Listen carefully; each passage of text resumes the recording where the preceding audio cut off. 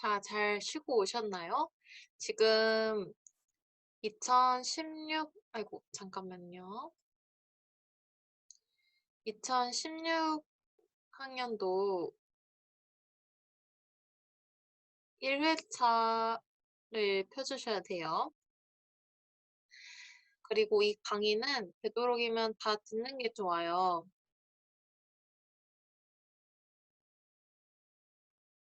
왜냐면 우리가 문제를 정확하게 풀 수도 있어요. 정확하게, 아, 이게 틀렸고, 이게 맞으니까 답은 이거겠다 해서 정확하게 풀실 수도 있는데, 우리가 찍어서 맞추는 문제들도 있어요.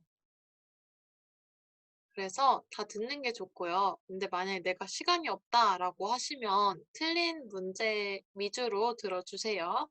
자, 1번 볼게요. 신석기 시대의 생활 모습으로 옳은 것은 선지 1번. 고인돌을 제작했대요. 고인돌의 의미는 고인을 위한 돌이라는 의미라고 했죠. 고인돌은 보통 지위가 높은 사람들에게 를 위해서 지어졌어요. 큰 돌에다가 작은 돌기둥을 세워서 고인을 위한 돌을 세웠어요. 지위가 높은 사람, 곧 신분이 높은 사람이겠죠. 그러면 이 고인돌이 있을 때의 전제는 신분이 있다는 거예요. 그러면 신석기 시대 때 신분이 있었을까요? 아니요, 없었습니다. 신석기 시대에서는 일단은 벼농사를 짓지 않았는데요. 벼농사를 짓지 않으므로 사람들이 서로서로 축적해 놓는 사유재산이 없었어요. 사유재산은 본인의 재산을 말해요. 사유재산에 차이가 없으니까 당연히 신분이 나눠질 수가 없겠죠. 지금도 누가 더 많이 가지냐에 따라서 잘 산다, 못 산다라고 하는데 이때는 그렇게 개인이 특별해 놓는 재산이 없으니까 신분이 생길 수가 없겠죠. 신분이 없었기 때문에 자연스럽게 고인돌의 제작은 신석기 시대가 아닙니다. 그럼 어느 시기냐면요. 이 시기는 청동기 시대예요.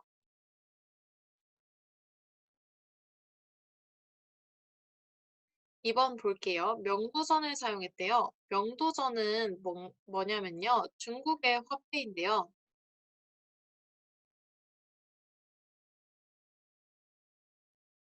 중국 화폐가 우리나라에 발견됐을 시기는 청동기 시기였어요. 그럼 뭐야? 중국 화폐가 뭐가 중요해? 라고 할 수 있는데 중국 화폐가 중요한 이유는요. 우리나라랑 중국이랑 교류를 했다는 걸 나타내기 때문이에요.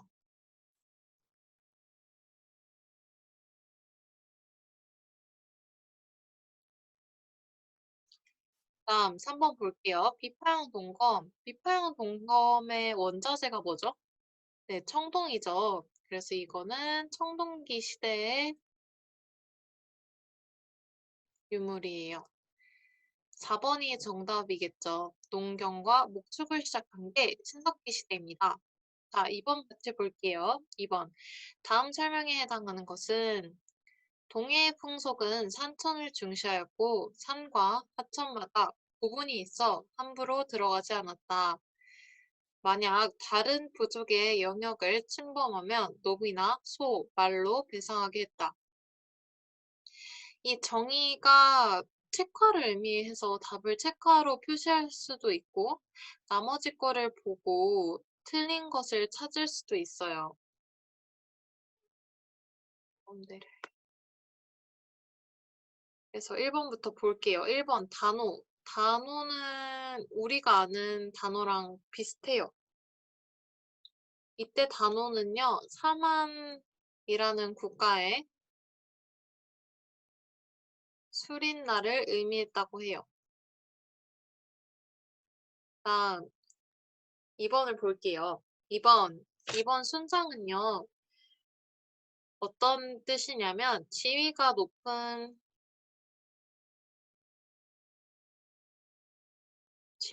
사람이 죽으면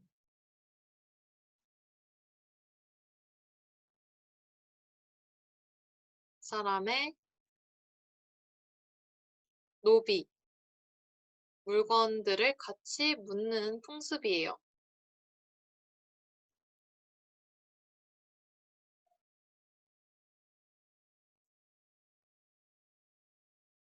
그다음 연구 볼게요.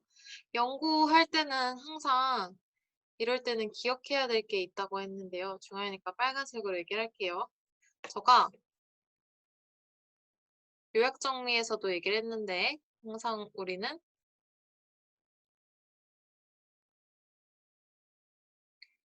부영 아파트에서 고동 먹자, 공무야를 생각하자고 했어요. 이때 부는 뭐냐? 이때 부는 부여를 의미하고요. 영은 연고를 의미하고요. 고는 고구려를 의미하고 동은 동물을 의미하고요. 이때 동은 동해를 의미하고 무는 무천을 의미해요. 아니 그럼 이게 뭔 소리야? 라고 하실 텐데 무슨 뜻이냐면요. 부여에는 영고라는 제천 행사가 있었고 고구려에는 동무라는 제천 행사가 있었고 동해에는 무천이라는 제천 행사가 있었다는 뜻이에요. 그래서 이 연고는 일단 동해 풍속이 아니므로 이건 답이 아니겠구나 하고 답을 걸러낼 수도 있어요. 자, 그다음 3번 같이 보실게요. 3번. 가에 들어갈 백제의 왕은 가의 업적, 수도를 사비로 천도했대요. 그리고 국후를 남부여로 바꿨대요. 또한 한강 하류 지역을 되찾았대요. 이 업적을 한 왕은 답은 성왕인데요. 백제가 우리가 삼국시대에서 전성기가 어떤 순으로 간다고 했죠? 백제,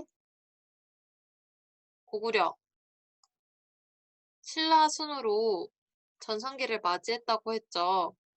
백제가 처음에 한강을 가지고 있고 그 다음에 고구려가 한강을 가지게 되고 그 다음 신라가 한강을 가지게 되는데요.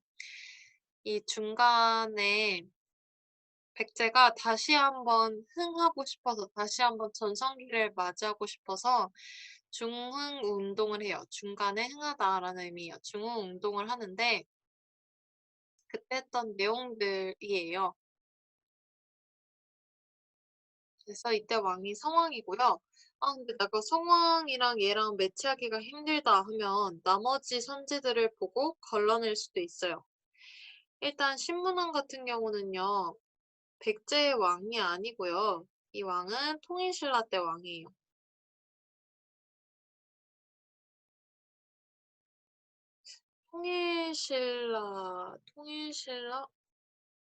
통일신라, 뭔가, 이거 잠깐 찾아보고 올게요. 통일신라가 맞는지. 네, 통일신라 맞네요. 잠시 고려랑 헷갈렸는데 통일신라 맞고요. 장수왕 같은 경우는 고구려죠. 광개토대왕도 고구려.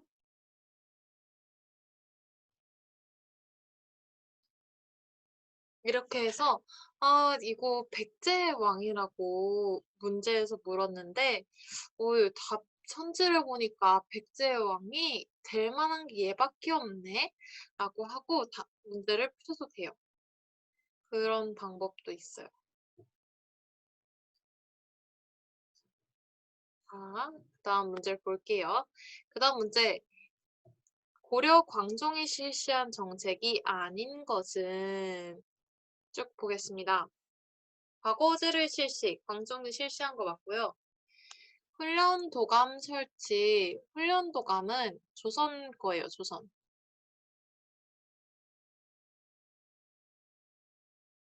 조선 해가지고 훈련도감이 뭐냐면요. 중앙 군영을 설치를 한 거를 중앙에 군대를 설치한 거를 훈련도감이라고 해요. 그다음에 노비안건법을 시행한 거 광종협정 맞아요. 노비안건법이 뭐냐면요. 노비를 검사하는 거예요. 이 집에 노비가 몇 명 있나 그래서 검사를 하는 건데 이게 왜 필요했냐면요. 고, 고려 시기에 호족들의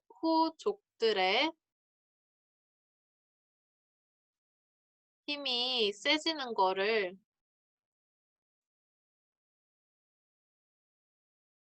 방지하기 위해서 노비안건법을 시행했어요. 그리고 독자적인 연호를 광종 시기에 사용을 했습니다.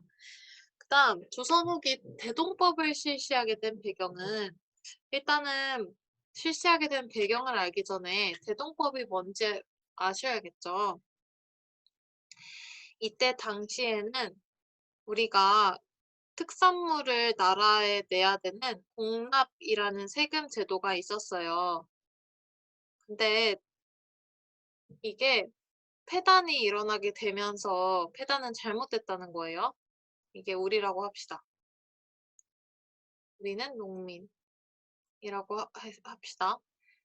그때 당시에는 귤이 제주도밖에 안 자랐는데 서울에 사는 저한테 귤을 공납으로 내라라고 하는 거예요. 나는 낼 수가 없는데 해서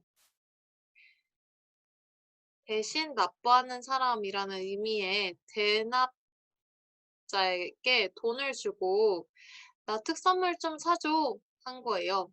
그래서 특산물을 산 거를 관청에다가 대납자가 대신 내줬는데요. 그럼 전혀 문제될 거 없지 않냐? 얘가 내야 될 거를 얘가 대신 내준 거니까 라고 할 수 있는데 이 대납자가 그리고 이렇게 대신 해주는 거를 방납이라고 해요. 방납. 근데 이 대납자가 귤값이 하나에 막 300원인데 야 3,000원 내놔. 귤 하나에 3,000원이야. 이런 식으로 한 거예요. 그러면서 농민들이 너무 쪼들리니까 새로운 법을 만들었어요. 그게 대동법이라는 건데요. 대동법은 뭐냐면 관청에서 대납자를 고용을 한 거예요. 이 고용한 대납자의 이름을 공인이라고 하고요. 이 고용한 대납자가 정당한 금액으로 농민한테 돈을 받고 관청으로 특산물을 보내는 역할을 했어요. 그래서 대동법이 실시하게 된 배경은요. 방납의 폐단이겠죠. 대신 납부해주는 거에 폐단, 잘못되었기 때문에 대동법이라는 법을 실시하게 되었습니다. 동학의 등장으로 생긴 건 동학농민운동 정도로 할 수 있겠죠. 노급의 폐지는 조선 때가 아니라 통일신라 때예요.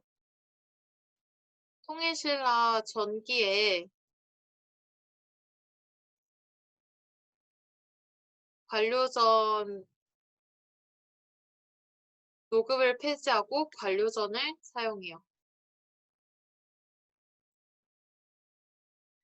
불교에 세속하는 딱히 어떤 시기에 사용했다고 잘 나오진 않아요. 다음 6번 볼게요. 가에 들어갈 내용으로 가장 적절한 것은 역사인물 카드 안중근 1910년도까지 살았네요. 이거는 아셔야죠. 이거는 이토 히로부미를 처단한 걸로 알고 있죠. 7번 같이 볼게요. 1910년대 일제가 시행한 식민 정책이 아닌 것은 일단 1910년대 일제 통치 방식은 어떤 거였죠? 일제 통치 방식은 무단 통치였죠. 우리나라 사람들을 힘으로 누르는 정치였어요. 통치였어요.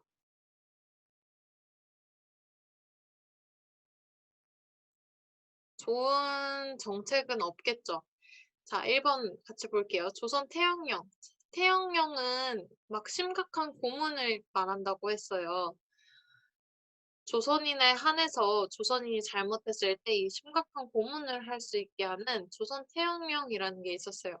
2번 같이 볼게요. 2번 헌병경찰제인데요. 헌병은 군인들의 경찰이라는 의미예요. 이 헌병들을 경찰로 씀으로써 더 무섭겠죠. 군인들 딱딱 각 맞춰서 생활하니까 그 사람들 경찰이면 더 무섭겠죠.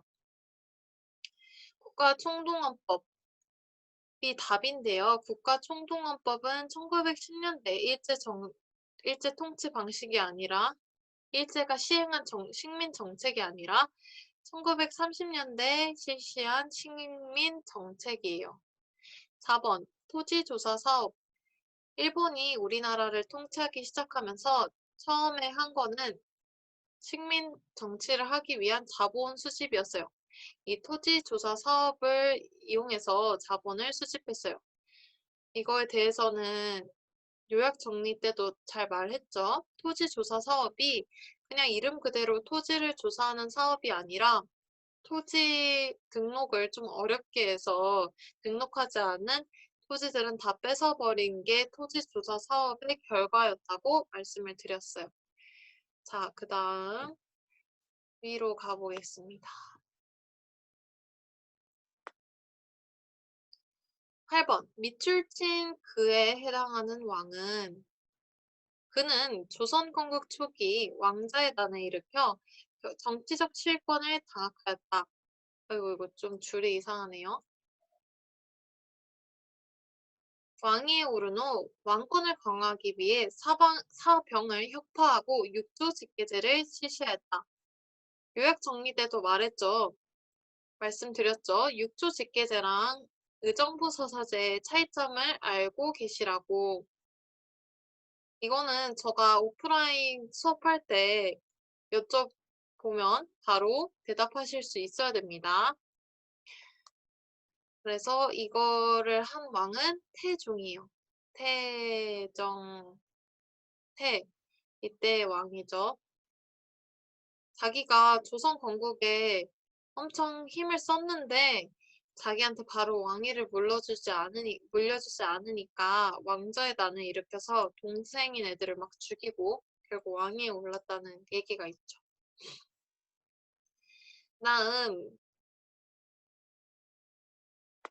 다음 9번 같이 볼게요. 9번. 가에 들어갈 내용으로 옳은 것은 속보, 드디어 여진을 정벌하다 기쁜 소식이 들려왔다. 지독하게 고려를 괴롭히던 여진을 정벌한 것이다.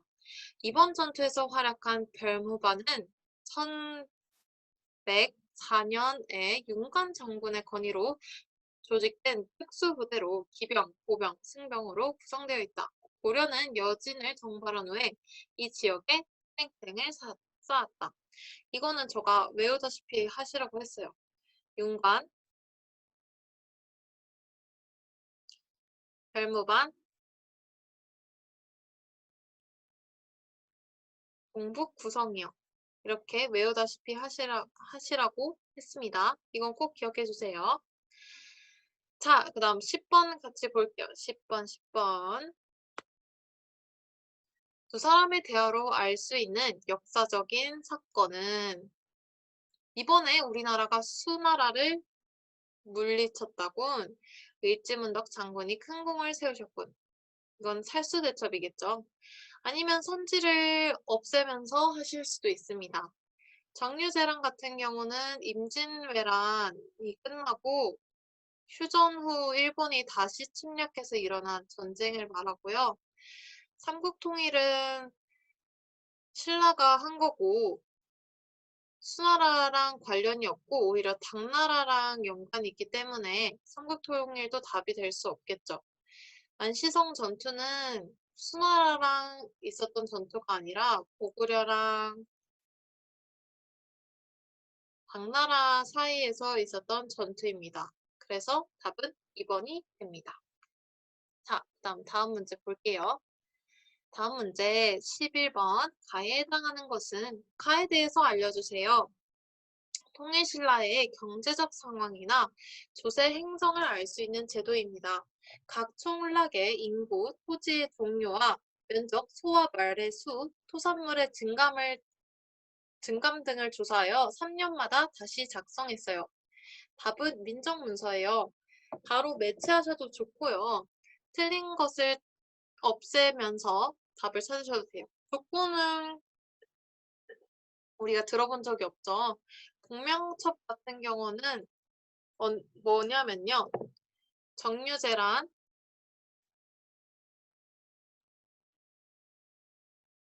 임진왜란 후에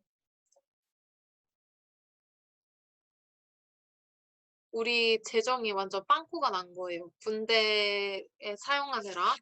이 재정 빵꾸를 해결하기 위해서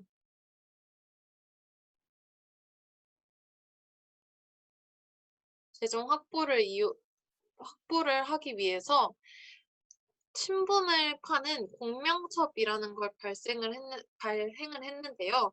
공명첩을 사고 함으로써 얻는 이윤과 양반이 내는 세금까지 포함하면은 어마어마하게 재정을 채울 수 있었겠죠. 농사직설은 농사에 대한 좋은 방법에 대한 걸 담은 책이니까 당연히 틀리겠죠. 자, 그 다음 12번 같이 볼게요. 12번. 발해에 대한 설명으로 옳은 것을 보기에서 고른 것은 무천이라는 제천 행사를 열었다. 아까 무천은 동해의 제천 행사라고 했습니다.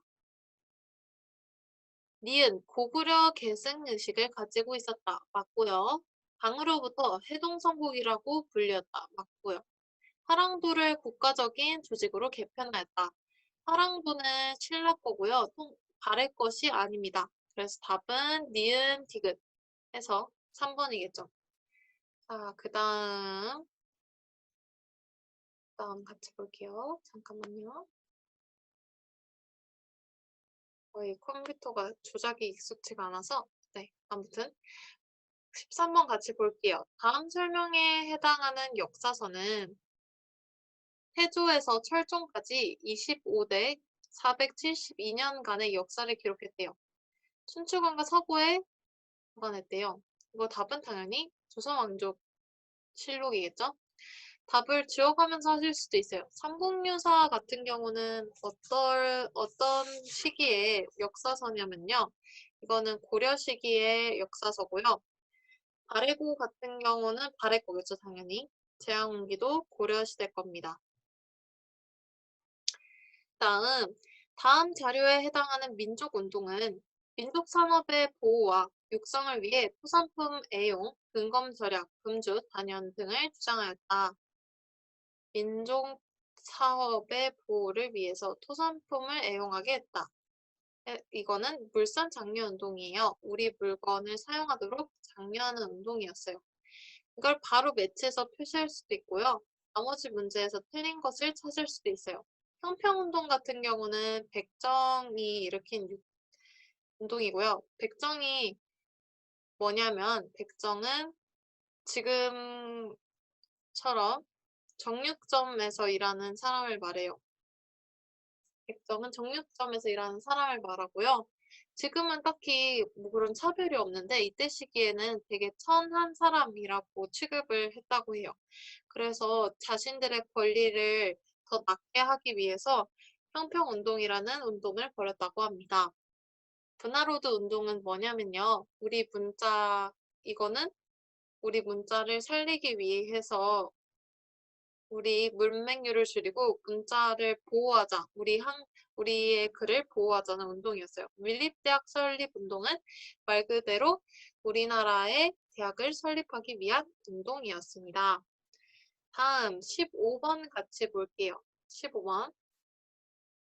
다음 설명에 해당하는 역사적 사건은 프랑스군이 강화도를 침략했대요. 프랑스군이 강화도를 침략했대요. 그리고 조선군 어쩌고저쩌고 외교 장각 의궤 이것만 보시면은 프랑스랑 조선의 트러블 한국사에서 나오는 거 하나밖에 없어요.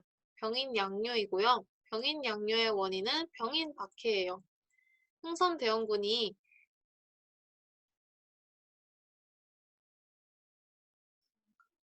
병인 박해인데요. 흥선대원군이 우리나라에 천주교를 보급하고자 온 프랑스 선교사들이 마음에 안 드는 거예요. 얘네들이 뭔가 우리나라 사람들한테 안 좋은 영향을 줄 것 같고, 그래서 그 프랑스 선교사들을 죽이는 일이 일어나게 되는데요.